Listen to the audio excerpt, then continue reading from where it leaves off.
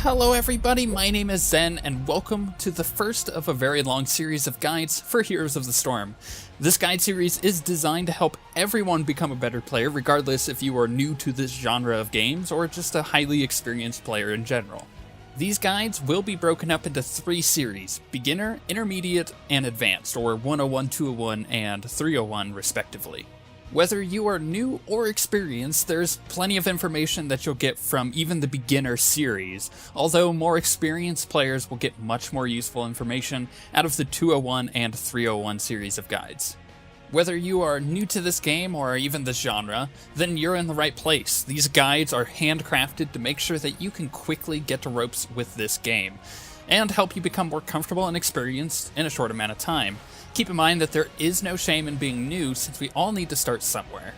If the content of these guides ever becomes irrelevant because of future game updates, I'll upload a new, updated guide in its place. One final note before we jump right in.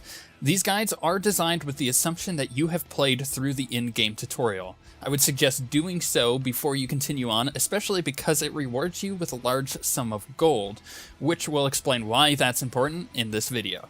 Over the next few videos, we will be focusing on aspects of the game that exist outside of individual matches. Shortly thereafter, we will jump into actual gameplay-related guides, so please be patient as we learn about the non-critical, but still important information first. In this guide, we will be discussing the business model of the game, focusing on the in-game shop, but we will be touching briefly on account progression, which will be fully explained in the next guide. Because this is a free-to-play game, almost everything added or changed about the game is influenced by the shop, which makes it the perfect starting place.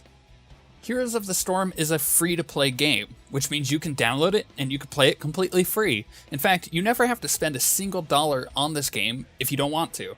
However, like any free-to-play games, it stays alive by purchases made through the in-game shop.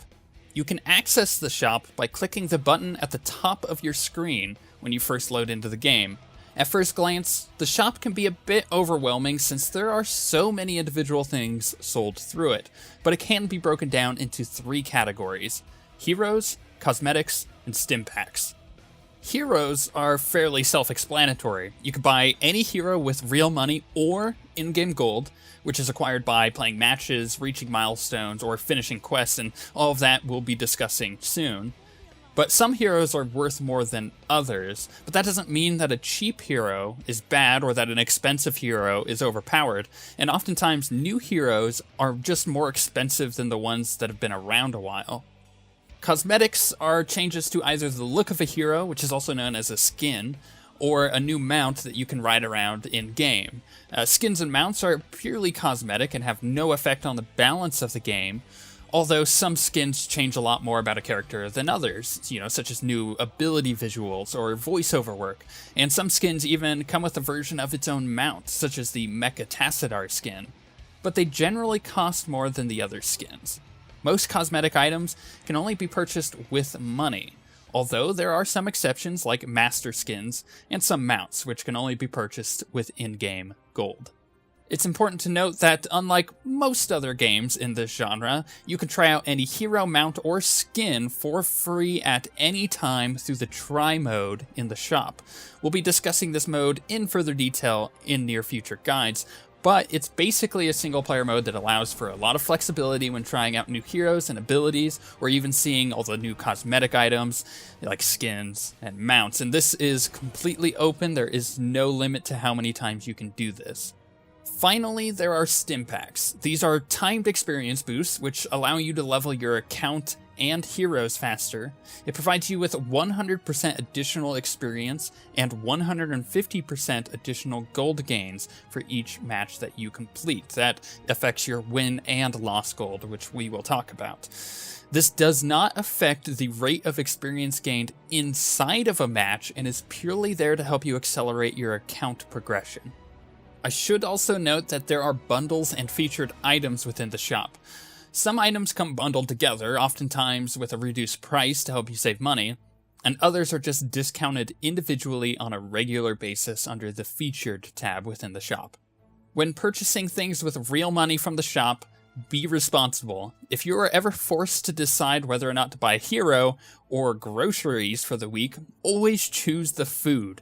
In fact, the last part of this guide is all about how you can optimize your gold gains. That way you never have to be put into that kind of position. So let's talk about how you get gold. Remember earlier when I mentioned that you can get gold through playing matches, reaching milestones, and finishing quests? Well, it's quite possible, just through playing the game, to have such a large income of gold per week that you will be able to purchase all of the available heroes and eventually catch up with the hero release schedule that they have. It may take some time, but it's certainly possible. The first thing that you need to know is that you get gold after every game that you play, even if you lose. You get 30 gold if you win, and 20 if you lose. If you have a stim pack active, that goes up to 70 gold per win and 50 per loss. You also get 10 gold per co-op game versus the AI that you win. Additionally, you get gold rewards for leveling up your heroes and your account outside of matches. The rewards are tied to this massive progression system, which we will discuss fully in the next guide, but the gold gains that you need to know about are as follows. When your account reaches level 2 and level 4, you will get 1,000 gold. At level 8, 10, 20, 25, 30, 35, and 40, you will get 2,000 gold. So getting your account to max level, which is level 40, will give you a total of 16,000 gold. For each hero that you get to level 5 outside of a match, you are awarded with 500 gold. Additionally, if you get them to level 15, you get 1,250 gold. At max hero level, which is 20, you get 2,500 gold, although getting to level 10 and beyond can take a significant amount of time. Finally, and this is something that's super important, at account level 6, you will unlock daily quests. Daily quests are just simply an objective that the game gives you to earn gold, and they can be found in the bottom right of your screen on the main menu. Every day you will get one quest, but you can only have a maximum of 3 at any time. If you want to get to the maximum amount of gold per week, then you will want to make sure that you complete these quests every day, or at least clear all 3 of them out every few days. There are many daily quests, but I'll put them all up on screen with their appropriate gold gains. There are times that your quests will synergize really well with each other. If you have stacked quests, sometimes you'll see play a Warcraft hero, play support, and then win 3 games. And you'll be able to pretty much get those done fairly quickly. However, there are times where you'll get, play a Warcraft hero, play a Diablo hero, and play StarCraft. And that just happens sometimes, and you just gotta complete the quests as you get them. Every week, the 7 heroes that are free to play for that week will rotate out. I would highly suggest leveling each one of these heroes to level 5 each week to get the free 500 gold, even if you don't like them. It doesn't take long to do, and it provides a significant boost to the amount of gold that you're getting for new players. With the combination of gold after each game, gold from leveling up, and gold from dailies, you'll find yourself with more than enough to purchase the heroes that you want to play without ever having to spend a cent on them. But that does mean that you will have to play at least on a semi-regular basis in order to achieve that. But overall, it will save you the money that you may want to spend on a really cool skin for maybe your favorite character. If you have any questions on how the shop works, or how you can best manage your gold gains or gold spending, leave a comment and I'll respond as soon as I can. But with all of that being said, we shall see you guys next time.